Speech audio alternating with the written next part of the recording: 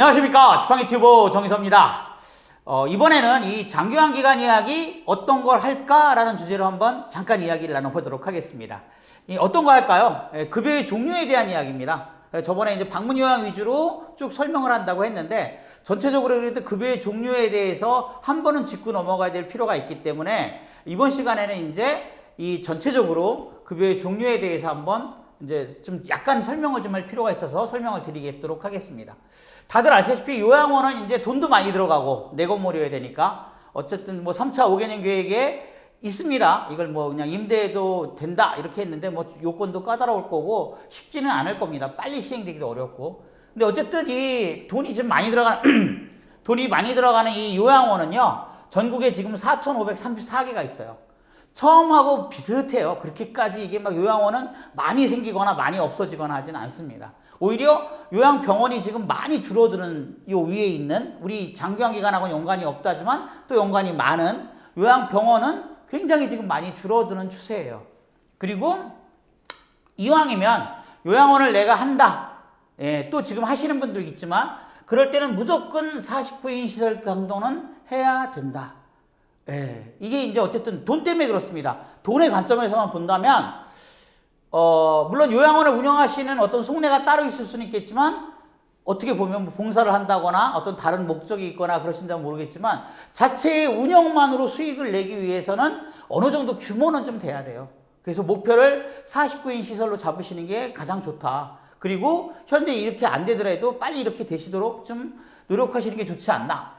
그리고 어쨌든 뭐 몇인 시설이 되었던 간에 일단 어때요? 20명 이상은 확보가 돼야 기초적인 운영은 된다. 물론 이제 손익분기점은 이거보다 낮습니다만 제가 지켜보니까 그래도 20명은 돼야겠더라고요. 그래야지 좀 뭐 돈이 들어가는 거라서 운영에 그래도 좀 여유를 갖고 하지 계속 투자만 할 수는 없잖아요. 자, 그 다음에 이제 공생은 예전부터 계속 줄죠? 1748개 정도밖에 안 됩니다.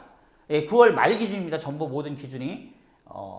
이게 공생은 예전에 한번 없애려고 정부 기관에서 물론 없앤다는 말은 아니고 아예 데드크에서는 하진 않았지만 감사가 나가도 여기부터 막 나가고 그랬어요. 그래서 많이 줄었어요. 또 실제 운영이 굉장히 그렇게 쉽지는 않습니다. 그래서 공생을 하시는 분들은 빠르게 어떤 대책이 필요하지 않을까. 그리고 저는 앞으로도 이 공생에 대해서는 좀 이야기하기가 좀 모호한 점이 없지 않다. 운영 자체가 안 되니까. 돈이 목적인데 돈을 계속 들여야 되는 입장이 돼버리니까. 그래서 이거에 대해서는 뭐 신규 창업하시는 분은 당연히 하시면 안 되고 또 이제 공생 지금 하시는 분들도 뭔가 어떤 대책을 만들 필요가 있지 않나 이런 생각을 합니다. 그 다음에 이제 이 주야간보호가 많이 늘어났어요. 5,210개로 이 요양원보다 훨씬 많이 늘어났어요, 이게. 한 몇 년 전만 해도 뭐 1,000몇백 개밖에 안 되던 공생보다 적던 주야간보호가 지금은 계속 늘어나죠. 어차피 장기요양 기간은요, 노인 장기요양 보험법을 잘 분석해 보면 주야간 보호가 꽃이 될 수밖에 없는 건 사실입니다. 근데 지금 당장에 또 창업하기엔 또 여러 제약 조건이 있죠. 그래서 이런 부분은 좀 생각하셔야 되고, 주야간 보호를 나는 할 거야 그러면 49인 시설이 되도록 노력을 하셔야 돼요. 돈 때문에 그렇죠. 뭐 이것도 똑같아요. 요양원하고. 돈 때문에 일단 49인 시설은 되도록 목표를 잡으셔야 된다. 안 되신다면 어떻게 이걸 늘려가실 생각을 해보셔야 합니다. 물론 돈이 많이 들지긴 하지만 그리고 적어도 이것도 20명 이상은 돼야만 주야간보호가 요양원보다는 손익분기점이 낮습니다. 그렇지만 어느 정도는 이제 좀 운영이 되려면 20명 정도는 적당하지 지금 넘어야 되지 않을까라는 게 제 생각입니다. 단기보호는 뭐 요거에 딸려 있는 거니까 116개밖에 안 돼요. 전국적으로. 그러니까 뭐 요거는 언급을 안 하는 게 좋을 것 같고 그 다음에 대표적인 게 이제 방문요양이죠. 17,401개예요. 굉장히 많죠. 거의 뭐 장기화 기간 그러면 실제로는 방문 요양을 이야기하듯이 어때요? 굉장히 뭐 많이 있어요. 동네 어디 가보면 다 있잖아요. 보통 한 구에 한 2, 300개씩은 다 있으니까 서울에도. 그러니까 요게 이제 대표적인데 요거는 일단은 나는 60명은 넘겨야 돼라고 생각하시면 돼요. 뭐 가족요양보호사든 일반 요양보호사든 또는 아까 수급자가 어르신이 뭐 가족이든 아니면 일반이든 어떤 경우가 됐던 간에 일단 60명은 넘겨야 기본적으로 유지가 됩니다. 이 중에 또 이제 가족이 60명 다야 그러면 역시 운영 안 되긴 마찬가지입니다. 그리고 기본적으로 손익분기점이 25명이니까 25명은 넘겨야 일단은 더 이상 투자를 멈출 수 있다는 거예요. 그러니까 요즘은 잘 생각해 보실 필요가 있지 않나.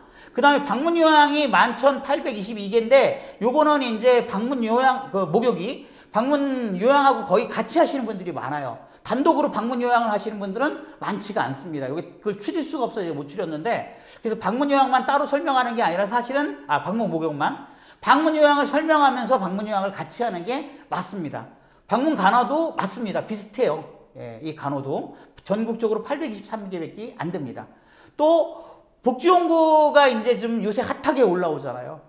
예, 젊은 분들 중에 좀 젊으신 분들 중에는 복지연구 이거 판매 돼요? 렌탈 사업하고 같고 일반 판매업하고도 비슷해? 또 온라인으로 하면 좋지 않을까? 이런 생각을 많이 하시고 복지연구 창업을 합니다. 예, 800 얼마밖에 안 되던 게 지금 2064개까지 늘어났어요. 예, 굉장히 많이 늘어난 거죠. 근데 저는 이거 처음에 내가 장교환 기간에 대한 경험 없이 복지연구를 한다? 이거는 극구 말립니다. 예, 복지연구는 쉽지 않습니다.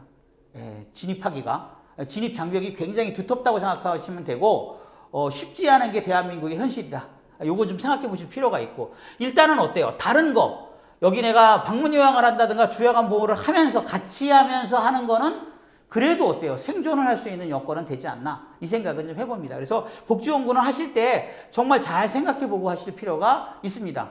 특히 젊은 분들이 다른 것부터 먼저 눈을 돌리고 하시고 나서 예, 경험을 하시고 복지연구를 하기를 권해드립니다. 자, 하기 전에 반드시 생각해야 되는 게 있죠? 예, 뭘까요? 일단 지역을 고려하셔야 돼요. 어떤 장교환 기간이든지 이 지역에 따라서 어때요? 굉장히 달라져요. 똑같은 규정도 지역에 따라 다르게 적용되는 게 장교환 기간이에요. 예, 지자체별로 어때요? 다 다른 그 규정이 적용된다? 이렇게 생각하시면 돼요. 인허가도 그렇고요. 처음에 창업할 때도 그렇고 사무실도 그렇고 모든 매사가 전부 다 어때요? 이 지역에 따라서 좌지우지 돼요.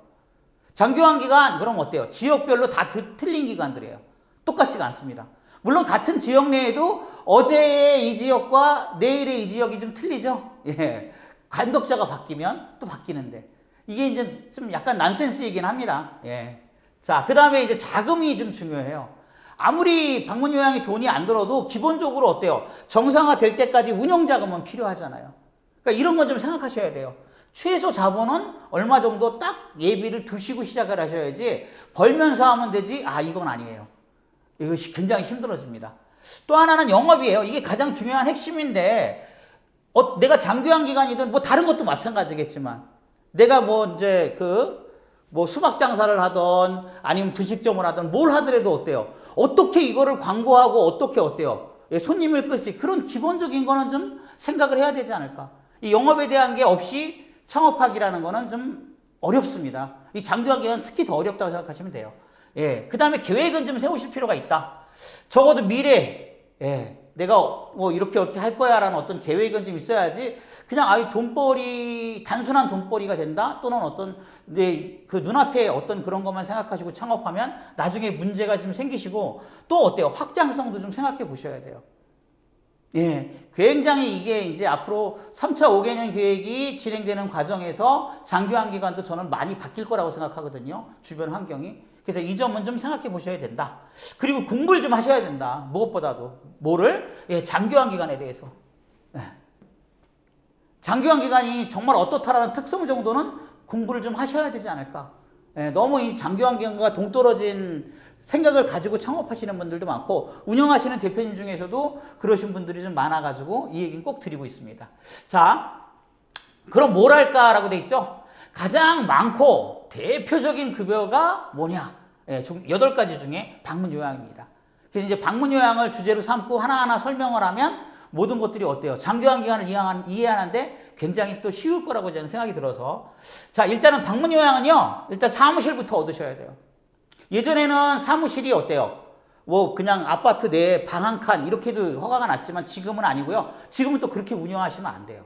예. 일단 사무실부터 얻고, 그 다음에 어때요? 지정제니까 지정을 받아야 되고, 또 그거에 따른 준비도 해야 되고, 영업 준비가 제일 중요하고, 개업식을 하고요. 예, 개업식에 대한 얘기도 주의합니다. 그 다음에 영업에 들어가셔야 되죠. 이 과정마다, 그때마다 어때요? 가장 많이 들어가는 게 이 돈이에요. 사무실 오는 것도 돈이죠. 지정 받을 때도 돈이죠. 예, 준비하는 단계도 돈이죠. 개업식도 돈이죠. 그래서 돈과 연관이 있어서 이 돈 얘기를 굉장히 많이 이제 해나갈 겁니다. 그리고 각각 때마다 전부 어때요? 규정들이 있어요. 예, 장기왕에 관한 규정이겠죠. 이 규정들에 대해서 이제 이야기를 해나가다 보면 아마 장기왕 기간을 이해하시는데 조금은 도움이 되지 않을까 해서 이렇게 주제를 잡고 이야기를 하는 겁니다. 자, 감사합니다.